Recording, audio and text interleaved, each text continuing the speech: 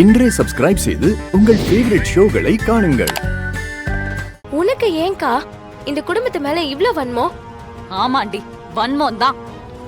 இந்த கேடு கெட்ட குடும்பத்துல நாங்க 2 பேரும் வாழ்றதே சாபம். இதுல நீ வேற வந்து வாழணும்னு ஆசைப்படுறியா? பிருந்தா, இதெல்லாம் உன்னை எங்க கொண்டு போய் நிறுத்த போதுன்னு மட்டும் பாரு.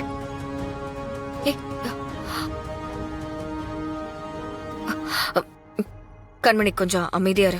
ஏய், எனக்கு என்ன பயமா? இது கேவலமான குடும்பம் தான்.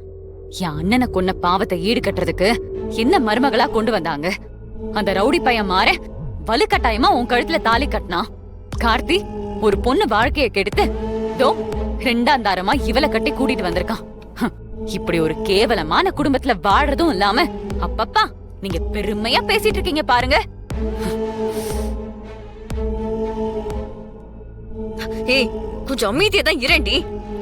என்னடி உன் புருஷனை சொன்ன உடனே உனக்கு கோவம் வருதா? இங்க பாரு, அவனால உங்க 2 பேரும் வாழ்க்கையும் நாசம் ஆயிருக்கு. நம்ம குடும்பமே சின்ன பின்னம் ஆயிருக்கு. சரி, அவன் ஒரு ஆள் செஞ்ச தப்புக்கு நீ என்னடி இப்படி? ஒரு ஆளா? இந்த மொத்த குடும்பமும் அவனுக்கு உடந்து. இங்க எவனுமே நல்லவன் கிடையாது.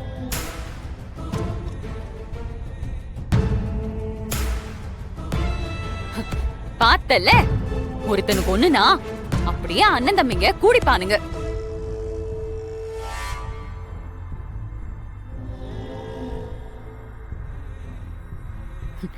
என்ன பாக்குறீங்க? ஏன் புருஷனையும் சேர்த்துதான் சொல்றேன். எல்லாம் என் தலை எழுத்து.